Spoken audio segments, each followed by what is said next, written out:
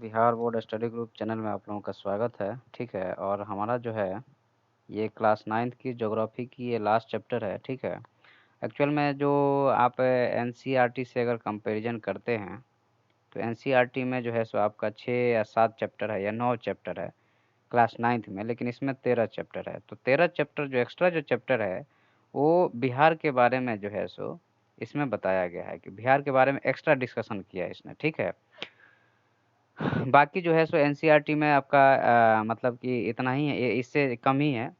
और बिहार की बुकें हालांकि बिहार के पर्सपेक्टिव से बहुत अच्छी तरह से लिखी गई हैं as comparison to the NCERT. But जो चीज़ों का जो क्या कहा जाए एक तरह से कि जो चीज़ें हैं वह उस टाइप से अरेंज नहीं है जैसे एनसीईआरटी अरेंज किया है। ठीक है, तो there is a difference only arrangement, otherwise Bihar text book is the better than the NCERT book. But main thing is that how to arrange according to the demand of the student, क्योंकि student का जो demand रहता है वो दूसरे type का रहता है, तो उसके हिसाब से अगर अरेंज किया जाए तो बेहतर रहता है। ठीक है, चलो हम लोग को उससे क्या करना है, हम लोग को तो पढ़ना है, और जो भी है ज़्यादा मिल रहा है तो अच्छी बात है, उससे ज़्यादा उससे बुरी क्या बात हो सकती है अगर अच्छा नॉलेज अच्छा सब चीज़ मिल रहा है तो यहाँ पे हम लोग बात करेंगे काहे का कि देखो अब आपका जो है सो यहाँ पे बात हो रही है आपका कि सामुदायिक जो है सो आपदा प्रबंधन, कम्युनिटी बेस्ड डिजास्टर मैनेजमेंट। तो हम लोगों ने अभी जो 3-4 चीज़ें पढ़ी है, क्या-क्या पढ़ी है? एक दिन हम लोग पढ़े डिजास्टर के बारे में, ठीक है? डिजास्टर पढ़े, डिजास्टर मैनेजमेंट पढ़े हम लोगों ने, डिजास्टर पढ़े, डिजास्टर मैनेजमेंट पढ़े, ठीक है? मैनेजमेंट के बाद में कॉज वगैरह पढ़े इसका, ठीक है, कारण क्या होता है। उसके बाद डिजास्टर पढ़े, आपदा पढ़े, आपदा प्रबंधन पढ़े, उसके कारण पढ़े, और उसके बाद फिर पढ़े थे हम लोग मानव निर्मित डिजास्टर भी हम लोगों ने पढ़ लिया है। तो हम इसमें एक चीज़ हमसे उस दिन छूट गया था कि हमने पढ़ाया था, तो मानव निर्मित में हमने क्या पढ़ाया था, आपका पढ़ाया था जो है सो परमाणु विस्फोट से रिलेटेड पढ़ाया था। ठीक है, परमाणु विस्फोट से रिलेटेड पढ़ाया था, फिर गैस लीकेज से पढ़ाया था। ठीक है, गैस लीकेज के बाद में मानव निर्मित में जो बायोलॉजिकल डिजास्टर या जो है सो एक तरह से कहा जाए बायोलॉजी कल डिजास्टर के बारे में हमने जो है सो नहीं बात किया था, या बायोलॉजिकल आपदा के बारे में हमने नहीं बात किया होता था, मैं उसमें छूट गया था मेरे से। तो इसमें क्या होता है कि सपोज दैट आपने अगर आप बायोलॉजी में पढ़े होंगे तो ये वाली स्ट्रक्चर आपने देखा होगा, इसको बोलते हैं हम लोग जीन बोलते हैं, जीन्स बोलते हैं। ठीक है, जीन्स बोलते हैं। तो इसमें क्या होता है कि आपके नाक कैसा होगा, कान कैसा होगा, आँख कैसा होगा, मुँह कैसा होगा, शरीर की संरचना कैसी होगी, ये सारी की सारी बनावट इसमें कोडिंग रहती है, इसमें कोड किया जाता है। तो एक होता है जीन एडिटिंग टेक्नोलॉजी, जीईटी हम लिख देते हैं। तो इसमें क्या किया जाता है कि क्रिस्पर उसको बोलते हैं, CRISPR बोलते हैं। ठीक है, इसमें क्या किया जाता है कि मान लीजिए कि यह एक जीव है, तो इसके जीन के हेलिकल स्ट्रक्चर से कुछ अच्छाई वाला पार्ट निकाल करके और यहाँ पे काट करके यहाँ पे पुट अप कर दिया जाता है। तो ओवरऑल जब ये नया होगा तो ये थर्ड टाइप का जीव होगा। तो इसलिए जो है सो जो इंटरनेशनल बॉडी है, बहुत सारी इंटरनेशनल बॉडी इसको रोक लगाई है, क्योंकि मानव पे यह टेस्ट अगर होता है तो मानव को बहुत तरह से बदल सकता है, और मानव को अगर बदलता है तो बहुत ज़्यादा लाइफ पे फ़र्क पड़ सकता है। हमारी जो वो काम करने की क्षमता है या हमारी बहुत सारी चीज़ों में फ़र्क आ सकता है। तो इस चीज़ से बचने के लिए जो है सो मानव पे अभी ये चीज़ नहीं किया जा रहा है। लेकिन चाइना बहुत बदमाश कंट्री है, तो उन्होंने जीन एडिटिंग टेक्नोलॉजी का यूज़ करके एक बच्चा को जन्म दिया था, टेस्ट ट्यूब बेबी का, जिस पे जो है सो बहुत ज़्यादा निगरानी की गई थी। अभी रिसेंट में कुछ दिन पहले 5-6 महीने पहले न्यूज़ आई थी, जो कि ऐसा करना गुनाह है। समाज में या फिर इंटरनेशनल लेवल पे ऐसा करना बहुत बड़ा गुनाह है, ऐसा नहीं करना चाहिए। क्योंकि अगर हम लोग अपने आप को अगर ज़्यादा चेंज करेंगे, तो एक तरह से कहा जाए तो समाज में असमानता का लेवल बढ़ेगा, और सामाजिक पॉइंट ऑफ व्यू से हम लोग जो हैं सो अ, एक तरह से राक्षस बन जाएँगे, ऐसा समझ लो, एक तरह से डिज़ास्टर आ सकता है। ठीक है? अब ये तो हो गई कि इसको कैसे करते हैं। अब इसमें ये डिज़ास्टर कैसे होता है, जैसे मान लीजिए कि चाइना और इंडिया में लड़ाई हो रही है, चाइना और इंडिया में लड़ाई हो गई। क्या हो गई? चाइना और इंडिया में लड़ाई हो गई। चाइना ने जैसे अभी कोरोना वायरस बनाया, सपोज दैट ऐसा एलिगेशन लगता है, अभी प्रूफ नहीं है, एलिगेशन लगता है कि चाइना ने कोरोना वायरस को अपने लैब में ऐसे ही करके तैयार किया है, ठीक है। अब वह देश जो है सो यहाँ पे जो है सो अपना वायरस छोड़ देगा, तो क्या हो जाएगा, डिजास्टर इंडिया में आ जाएगा। आपके पास दवाई बनाने में बहुत टाइम लगेगा और वो दवाई इसके पास में है, तो ये अपने आदमियों को बचा लेगा और आपका पूरा सर्वनाश हो जाएगा। तो इसी को जो है बायोलॉजिकल डिजास्टर कहते हैं। क्या कहते हैं इसको? बायोलॉजिकल डिजास्टर कहते हैं। दूसरा चीज़ ये होता है कि आपने जो है सो शेर को जो है सो उसका जो है सो जीन एडिट कर दिया, या किसी भी जानवर के जीन में अगर चेंज ले आओगे, तो उसका इम्पैक्ट पॉजिटिव और नेगेटिव दोनों साइड से समाज पे पड़ेगा, और इसका इम्पैक्ट अच्छा भी होगा और बुरा भी होगा, जिसके कारण मानव की ज़िंदगी बर्बाद हो सकती है, तबाह हो सकती है, यहाँ से ज़िंदगी ख़त्म भी हो सकती है। लेकिन मानव अपने इच्छा के लिए या अपने काम के लिए या अपने जो सोच के प्रति और भविष्य में चीज़ों के लिए इतना ज़्यादा तैयार रहता है या इतना ज़्यादा एग्रेसिव रहता है कि वह डिफरेंट डिफरेंट टाइप का कार्य करता है, जिसके कारण समाज में बदलाव आता है और लोगों के रहन-सहन में बदलाव आता है और ज़िंदगी धीरे-धीरे, धीरे-धीरे लेवल ख़त्म होते जाती है। आदमी में मानवता नहीं रह जाती है, ठीक है? तो हमें इस चीज़ का ध्यान रखना है, या अगर कोई ऐसा काम करता है, तो उसको रोकना है, ठीक है? लेकिन यह जो है सो नेशनल लेवल पे चीज़ें होती है, जो कि हमारे पहुँच से बहुत दूर होती है, ठीक है? अब हम लोग जो हमारा जो चैप्टर है, मेनली हमारा चैप्टर इस पॉइंट पे आधारित है कि कम्युनिटी बेस्ड डिज़ास्टर मैनेजमेंट के बारे में हमें पढ़ना है। क्या पढ़ना है? कम्युनिटी बेस्ड डिज़ास्टर मैनेजमेंट क्या होता है? What is the community based disaster management? तो हम लोग पढ़ लिए हैं कि कहीं भी आपदा आता है तो उससे कैसे बचना है। तो आपदा में 3 चरण होते हैं। एक होता है आपदा के पहले की तैयारी, ठीक है? दूसरा चीज़ होता है कि आपदा के समय की तैयारी, और तीसरा चीज़ होता है कि आपदा के खत्म होने के बाद की तैयारी, ठीक है? तो आपदा के पहले की तैयारी ऐसी होती है कि हमें जब आपदा आएगा तो अपने आप को बचा के रखना है। दूसरा चीज़ है कि जब आपदा हमारे ऊपर आ गया है, तो उस टाइम पे महिलाओं को, बच्चों को कैसे बचाना है। और आपदा के बाद में जहाँ पे घर टूट गया, साइक्लोन आया, तो घर टूट गया, कहीं अर्थक्वेक आया तो घर टूट गया है, तो लोगों को रिहैबिलिट मतलब उस जगह पे ले जाके बसाना है, उन लोगों को खाने-पीने की चीज़ों की व्यवस्था करना है। ये 3 तरह की मैनेजमेंट होती है आपदा में, ठीक है? तो आपदा जनरली जैसे बाढ़ आया, तो बाढ़ के पहले की मैनेजमेंट कि बिहार में अभी कोसी नदी, नेपाल ने पानी छोड़ दिया, बाढ़ आ गया। अगर पहले मैनेजमेंट किया जाए कुछ ऐसा कि उसपे जो है सो बड़े-बड़े जो है सो बाँध बनाए जाएँ, मजबूत बाँध बनाए जाएँ, वो बाँध टूटे नहीं, और जो है सो डैम बना दिया जाए, तो क्या होगा कि नेपाल से जो पानी छूटता है, उसको धीरे-धीरे जो है सो अलग-अलग कैचमेंट एरिया में बहा करके नहरों के द्वारा अपन डिस्चार्ज कर सकते हैं, और ये आपदा कभी आएगा ही नहीं। लेकिन प्रॉब्लम क्या है कि हम लोग जो हैं सो आपदा के पहले की तैयारी में फ़ेल रहते हैं। ये लिख के रख लो। भारत में और बिहार में, बिहार तो ख़ैर छोड़ ही दो, बिहार तो ख़ैर ऐसे ही है। भारत में भी, भारत के लेवल पे भी आपदा के पहले की तैयारी में हम लोग पूरी तरीके से फेल्योर रहते हैं, ठीक है?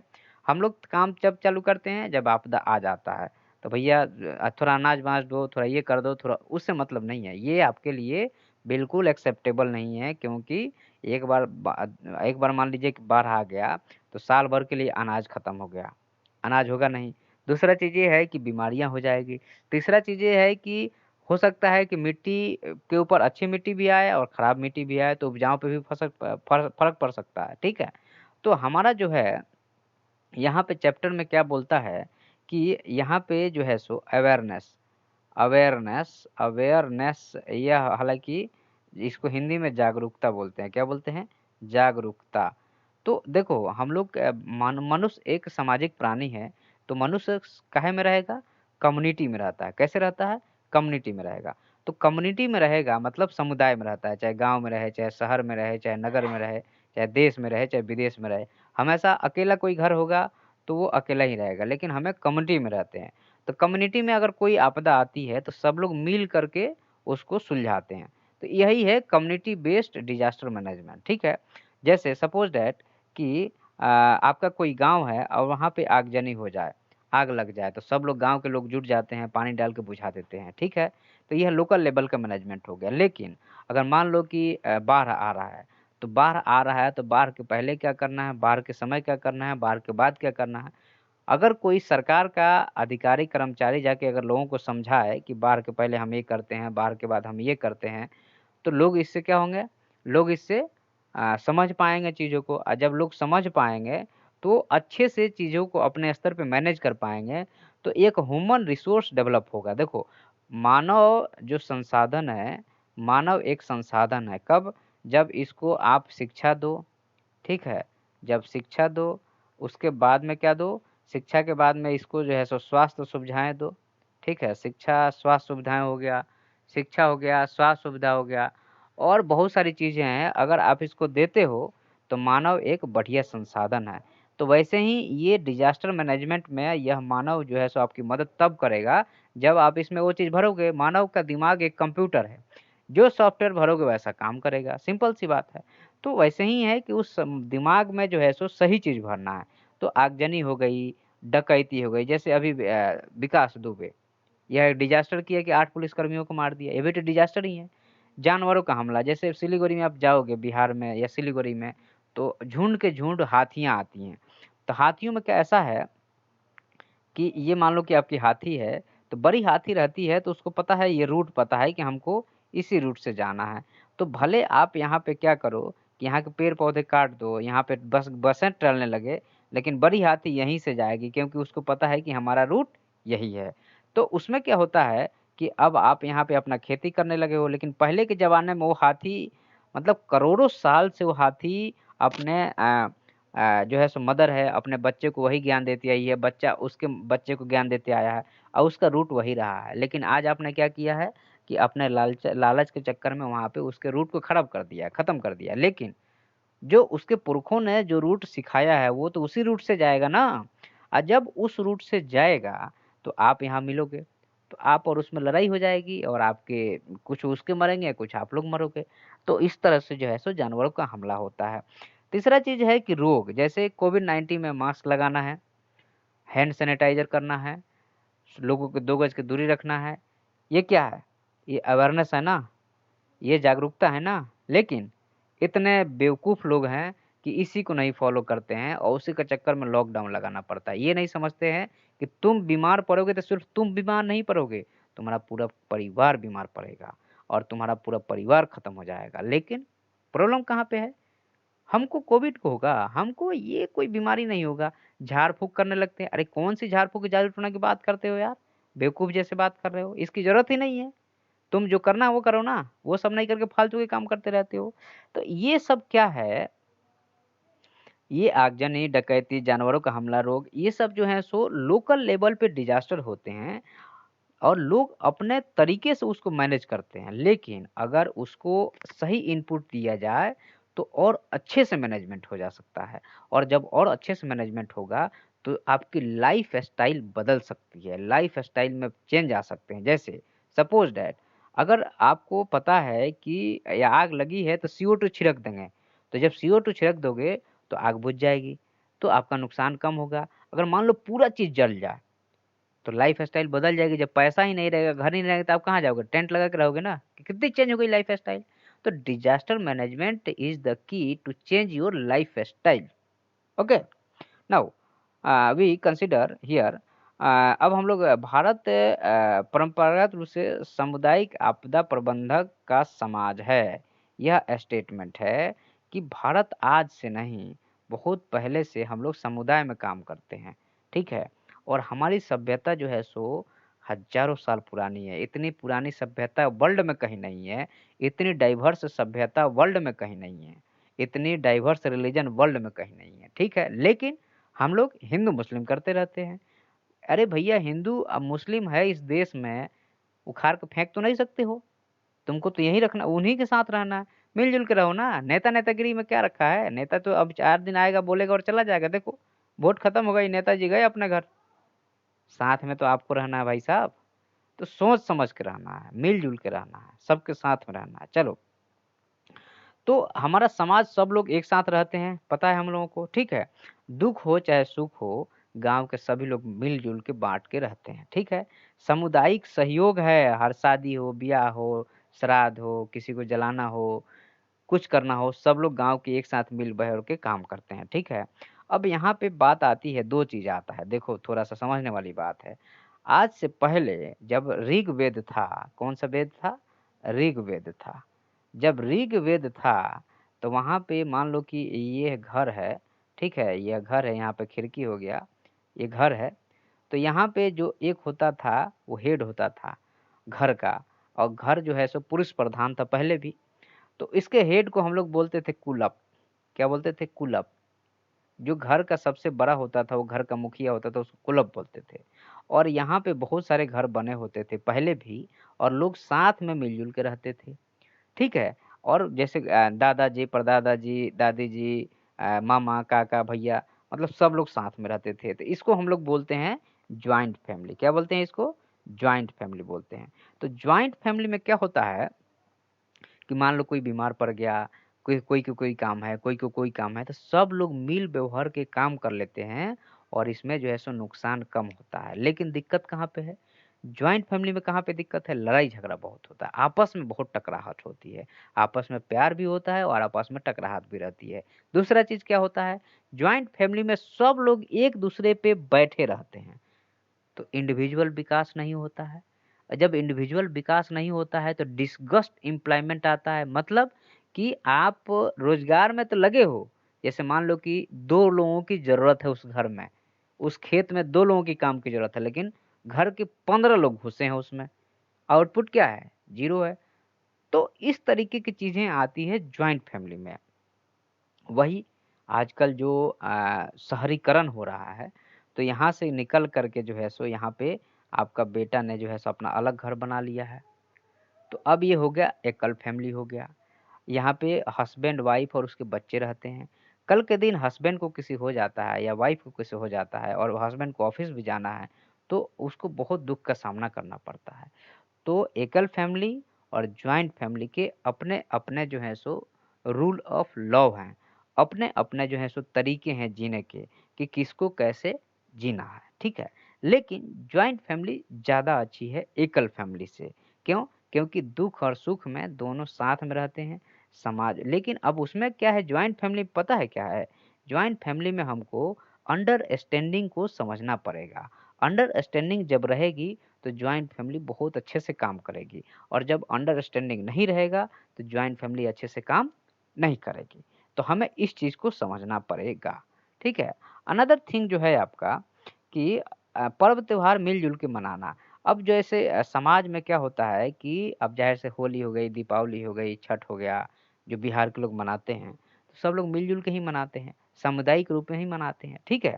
तो यह जो है सो हमारी ये जो चर्चा जो कर रहा है, हमारे समाज के बारे में चर्चा कर रहा है, और समाज को जो है वो आपदा से जोड़ रहा है। समाज को आपदा से जोड़ रहा है, और हमें समाज को दर्शा रहा है कि हमारा समाज कितना बढ़िया है, सोचिए, ठीक है। आप विदेश में चले जाओ, ऐसा सोशल स्ट्रक्चर नहीं मिलता है भाई, कोई नहीं पूछता है किसी को, मर के फ्लैट में सड़ रहे हैं, कोई कुत्ता नहीं पूछ रहा है। माताजी सर के कंकाल हो गई हैं, आए बेटे तब तक 3 साल में, 4 साल में। इंडिया में भी होता है जो दिल्ली, बॉम्बे में रहते हैं, ठीक है। गाँव में ऐसा नहीं होता है, ठीक है। चलो हमको उससे क्या करना है, हमें तो चीज़ों को डिस्कस करना है। आपदा प्रबंधन में समुदाय की केंद्रीय भूमिका, ठीक है। अब यहाँ पे कुछ दिया हुआ है, इसको आप देखें ज़रा। तो क्या है कि जो आपदा प्रबंधन होता है, उसमें जो है सो समुदाय की केंद्रीय भूमिका क्या होनी चाहिए, ठीक है? तो कोई भी आपदा है, तो कभी आपको भूकंप आ रहा है तो आपको खबर देगा, चिट्ठी लेटर तो नहीं देगा कि हम भूकंप इस दिन को आएँगे, तुम लोग बच के रहना, ऐसा नहीं होता है। लेकिन जैसे ही भूकंप आता है, लोगों को पता चला, चिल्लाने लगते हैं, "अरे! घर से बाहर निकलो, घर से बाहर निकलो।" क्या करना है भैया, हम अकेले निकल के अपना घर से बाहर रहेंगे? तुम लोग मरो। लेकिन ऐसा नहीं होता, हम लोग मानव समाज में रहते हैं और एक दूसरे की इज्जत करते हैं, एक दूसरे के ह्यूमन वैल्यू की वैल्यू है, उसको इज्जत करना चाहिए। चाहे वो पेड़ हो गया, चाहे पौधा हो गया, चाहे जानवर हो गया, चाहे हम हो गए, चाहे आप हो गए। जब एक दूसरे की वैल्यू करोगे तो भगवान भी आपकी वैल्यू करेगा। तो आपदा सूचना देकर नहीं आता है, कोई पूर्वानुमान लगाता है, कभी नहीं लगता है, ठीक है? तो आपदा जो है सो आर्थिक सामाजिक दृष्टि से नुकसान पहुंचाता है, चाहे परिवार को नुकसान पहुंचाए चाहे समुदाय को नुकसान पहुंचाए, इसलिए समुदाय को मिल के उससे लड़ना है। ठीक है, आपदा प्रबंधन के लिए जो है सो समुदाय का सहयोग अनिवार्य है। तो ये रूल बुक है, इसी के बारे में तो अभी तक चर्चा हो रही है कि आपदा प्रबंधन के लिए जो है सो समुदाय का होना और समुदाय का मिलजुल कर रहना और काम करना बहुत ज़्यादा ज़रूरी है।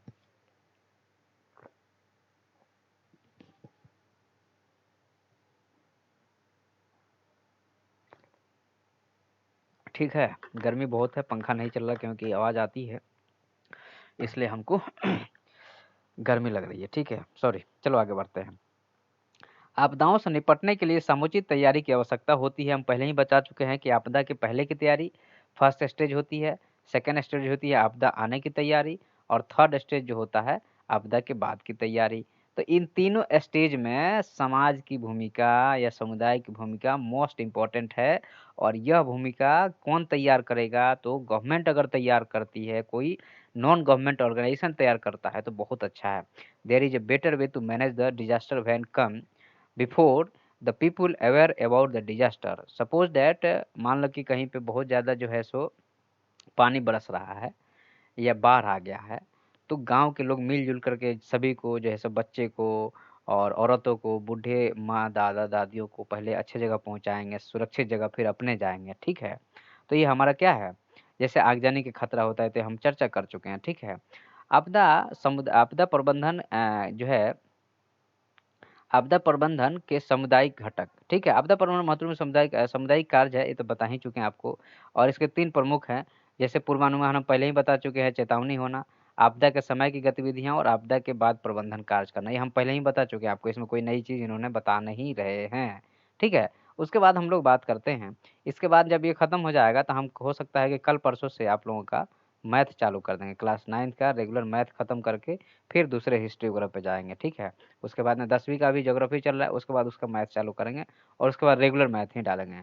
ठीक है, जब तक मैथ खत्म ना फिर दूसरा लेक्चर नहीं चालू करेंगे। ठीक है, हमारे पास टाइम की बहुत कमी रहती है, क्या है कि बहुत सारे, अब मैं ही थोड़ा सा स्टडी वगैरह में लग रहा हूँ, तो इसलिए हमारे पास थोड़ा सा टाइम कम रहता है। लेकिन जुड़े रहिए, लोगों को बताते रहिए, और लोग जितना जुड़ेंगे, जितना कमेंट करिएगा तो हमको मज़ा आता है कि हाँ भाई हम पढ़ा रहे हैं तो लोगों तक पहुँच रहा है। लेकिन प्रॉब्लम क्या है कि नया चैनल है तो लोग जुड़े नहीं हैं, और लोग सभी बिहार में सभी लोगों के पास मोबाइल भी नहीं है। तो जितने लोगों के पास मोबाइल है या कंप्यूटर है, तो वो अगर आप अपनी मोबाइल किसी और को दे सको, कुछ देर के लिए उसको बता सको, तो समाज में आपकी भलाई होगी। समाज आपकी जो पढ़ लेगा वो आपको याद रखेगा, ज़ाहिर-सी बात है। तो आप लोग मदद कीजिए, जिसके पास मोबाइल है, आधे घंटे, 1 घंटे के लिए लेक्चर दे दो कि भैया तुम भी देख लो। गाँव में जनरली गाँव के लोगों के लिए हम बता रहे हैं कि आपके पास मोबाइल है, तो दे दोगे तो वो भी पढ़ लेगा, तो क्या उसका चला जाएगा? कुछ नहीं जाएगा। तो इससे क्या होगा, हमारा मतलब लोगों में वो भी होगा। ठीक है? तो समुदाय के गुणों के समुदाय जो है सो सदैव समुदाय की भलाई के बारे में ही सोचता है। उसके बाद में बोलता है, समुदाय जब सामूहिक कार्य के लिए टीम का गठन हो तो उसमें जो है सो इसमें हाँ, ज़ाहिर-सी बात है, सही बात बोल रहा है। कामचोर लोगों से बचना चाहिए। ज़ाहिर-सी बात है कि जब आप शादी-ब्याह में काम करते हैं तो कुछ कामचोर होते हैं, वो धीरे से निकल लेंगे, ठीक है? लेकिन कामचोर नहीं बनना चाहिए, ठीक है? मदद करना चाहिए लोगों की। कामचोर बनोगे तो ज़िंदगी भर कामचोरी करते रह जाओगे, ठीक है?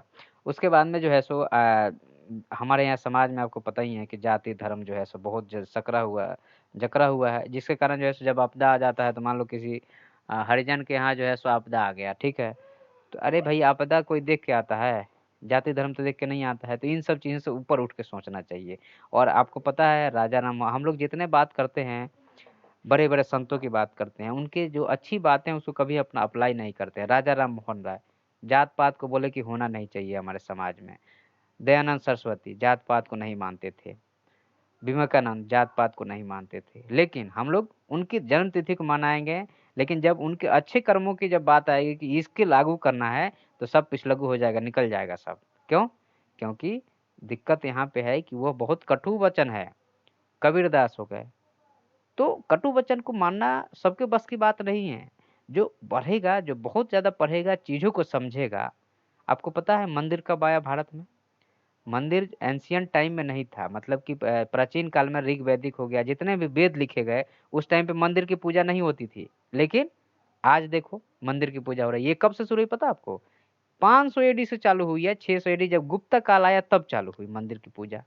उसके पहले बौद्ध मठ बनाए जाते थे, बहुत सारे मठ थे बिहार में, और उसी बिहार में मठों के नाम पे ही बिहार का नाम बिहार का नाम बिहार पड़ा है, बौद्ध बिहार के नाम पे पड़ा है। क्यों? क्योंकि वहां पे क्या था कि बौद्ध भिक्षु रहते थे, या फिर जैन भिक्षु रहते थे, या हिंदू साधु संत रहते थे। लेकिन आज तो मति भ्रष्ट हो गई है लोगों की, धर्म के नाम पे मरे जा रहे हो। धर्म क्या एक रास्ता बताता है जीने का, धर्म भगवान प्राप्ति का जरिया नहीं है, लेकिन आपने गलत किया है धर्म को। अब एक चीज बताओ, मुझे तो हंसी तब आती है, सॉरी हम थोड़ा सा ज्यादा बढ़ रहे हैं लेकिन डिस्कस कर लेते हैं।